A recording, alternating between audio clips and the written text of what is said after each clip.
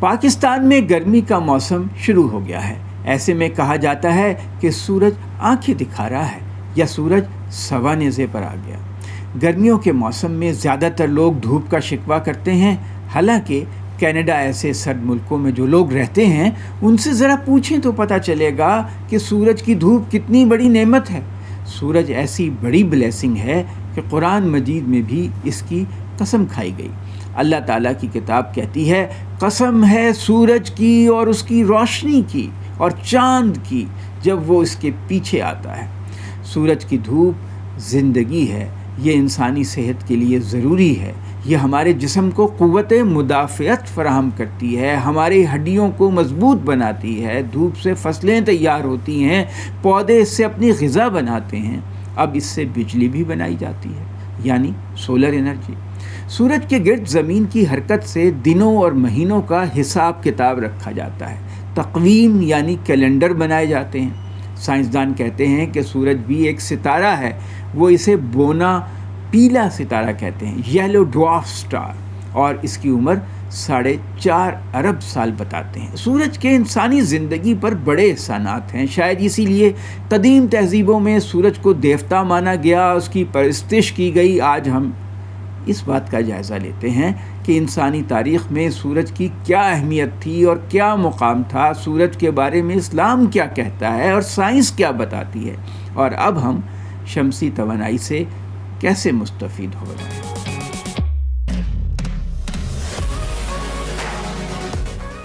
السلام علیکم، میں ہوں عدنان عادل اور آپ دیکھ رہے ہیں میرا ویلاگ۔ سائنسدانوں کے نزدیک سورج ایک چھوٹا سا ستارہ ہے، ایک بونا پیلا ستارہ۔ قدیم تہذیبوں میں یہ دیوتا تھا، اسلام میں یہ اللہ تعالیٰ کی تخلیق ہے۔ کچھ روز پہلے سورج کے بارے میں ایک دلچسپ خبر آئی۔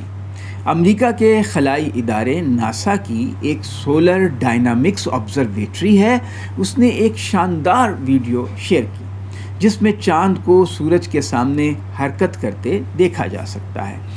اس میں چاند ایک سیاہ دائرے کی شکل میں نظر آ رہا ہے جو روشن سورج کے سامنے حرکت کر رہا ہے۔ یہ واقعہ لونا ٹرانزٹ کہلاتا ہے اور اسے صرف خلا سے دیکھا جا سکتا ہے، زمین سے نہیں۔ ناسا نے حال ہی میں سورج کی سطح کے بہت نزدیکی مناظر کی تصاویر بھی جاری کی۔ یہ تصاویر سورج کے مشاہدے کے لیے بنائی گئی سب سے بڑی دوربین سے کھینچی گئیں۔ ایک واضح تصویر میں سورج کی فضا میں ایک سیاہ دھبوں کا جھرمٹ بھی نمایاں ہے۔ سائنسدانوں کا خیال ہے کہ یہ سیاہ دھبے سورج کی فضا کے زیادہ گہرے حصے ہیں جہاں زیادہ توانائی خارج ہو رہی ہے۔ سائنس بتاتی ہے کہ سورج ہائیڈروجن اور ہیلیم گیسوں سے مل کر بنا ہوا ہے۔ سورج اتنا بڑا ہے کہ اس میں 13 لاکھ زمینیں سما سکتی ہیں۔ سورج کے مرکز کا درجہ حرارت 1.5 کروڑ ڈگری سینٹی گریڈ ہے۔ یہ گزشتہ 4.5 ارب برس سے موجود ہے اور اس وقت بھی اس میں اتنی توانائی موجود ہے کہ یہ اگلے 4.5 ارب سال تک روشن رہے گا۔ اسلامی تعلیمات یہ بتاتی ہیں قیامت جب آئے گی اس وقت سورج بے نور ہو جائے گا، اور ظاہر ہے اس سے ہماری زمین بھی مردہ ہو جائے گی۔ سورج مستقل حرکت میں ہے۔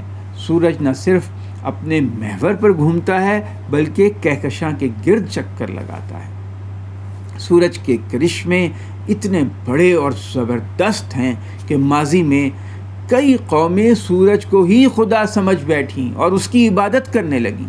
تاہم اسلام میں سورج اللہ کی ایک اہم تخلیق ہے۔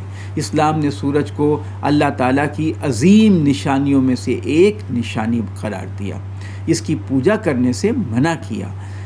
قدیم تہذیبوں میں سورج سے وابستہ بے شمار قصے کہانیاں ہیں جو اب خرافات لگتے ہیں، لیکن ان سے انسانی زندگی اور تاریخ میں سورج کی اہمیت کا پتہ چلتا ہے۔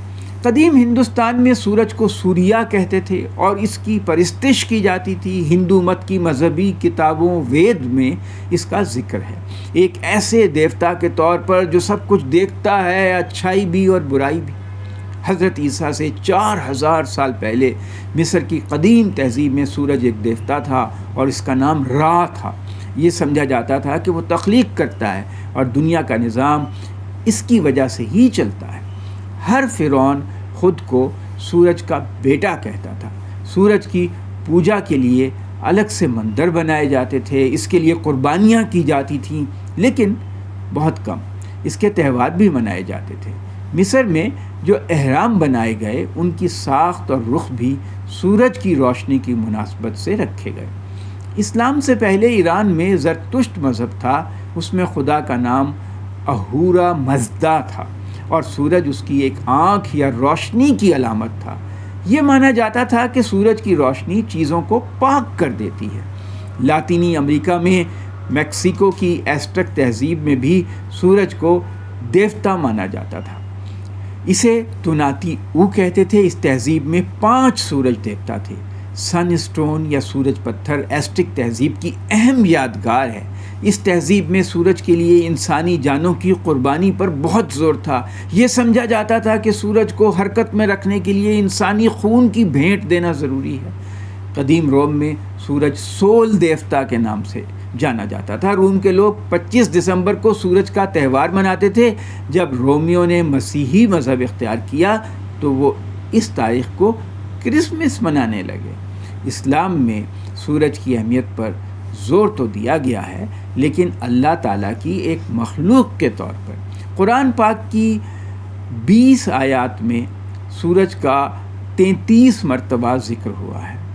ایک سورت کا نام ہے سورہ شمس یعنی سورج۔ اس کی ایک آیت کا ترجمہ کچھ یوں ہے: قسم ہے سورج کی اور اس کی روشنی کی اور چاند کی جب وہ اس کے پیچھے آتا ہے۔ سورہ انبیاء میں اللہ تعالیٰ نے فرمایا، وہی تو ہے جس نے رات کو بنایا اور دن کو بنایا، سورج کو بنایا اور چاند کو بنایا، یہ سارے اپنے مدار میں گھوم رہے ہیں۔ قرآن مجید کی سورہ نحل میں ارشاد ہوا کہ اور اس نے تمہارے لیے رات اور دن کو مسخر کیا اور سورج اور چاند کو بھی، اور ستارے اس کے حکم سے مسخر ہیں، بے شک اس میں عقل مندوں کے لیے نشانیاں ہیں۔ اسی طرح سورہ یاسین میں کہا گیا کہ اور سورج اپنے ٹھکانے کی طرف چل رہا ہے، یہ زبردست اور علیم اللہ کا اندازہ ہے۔ سورہ یونس کی آیات کا ترجمہ ہے کہ وہی ہے جس نے سورج کو روشن اور چاند کو نور بنایا اور اس کے لیے منزلیں مقرر کیں تاکہ تم برسوں کی گنتی اور حساب معلوم کرو۔ اللہ نے یہ سب کچھ حق کے ساتھ پیدا کیا۔ سورہ رحمان کی آیت کا ترجمہ ہے کہ سورج اور چاند ایک حساب کے ساتھ چلتے ہیں۔ ہماری اپنی روزمرہ عملی زندگی پر ایک نگاہ ڈالیں تو آج کون ہے جو سولر انرجی یا شمسی توانائی سے واقف نہیں؟ یہ سورج کے لاتعداد کرشموں میں سے ایک کرشمہ ہے۔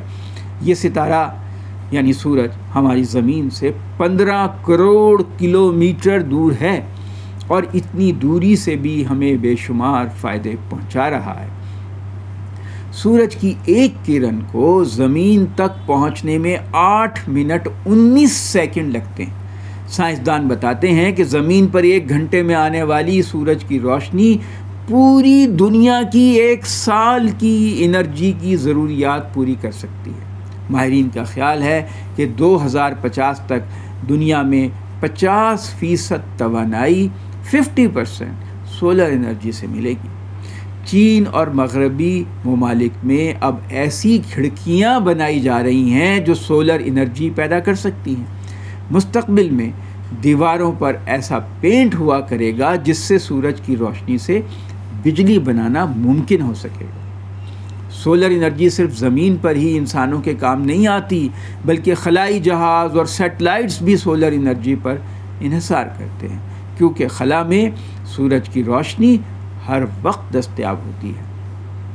پاکستان کی بات کریں تو ہمارا ملک دنیا کے اس خطے میں ہے جہاں سولر انرجی پیدا کرنے کی بہت زیادہ صلاحیت موجود ہے۔ پاکستان سورج کی پٹی پر واقع ہے، سن بیلٹ پر، ایک ایسی جگہ پر جہاں سال میں 300 دن سورج چمکتا ہے۔ اس وقت ہم پاکستان میں شمسی توانائی سے تقریباً 5000 میگا واٹ بجلی حاصل کر رہے ہیں۔ پاکستان میں سورج کی روشنی اتنی زیادہ ہے کہ ہم اس سے 2 لاکھ میگا واٹ بجلی بنا سکتے ہیں۔ یہ چمکتا دمکتا مہربان سورج ہمیں زندگی کی تمام ضرورتیں اور آسائشیں مہیا کر سکتا ہے، بشرطے کہ ہم علم اور تحقیق کے میدان میں سرگرم ہو جائیں۔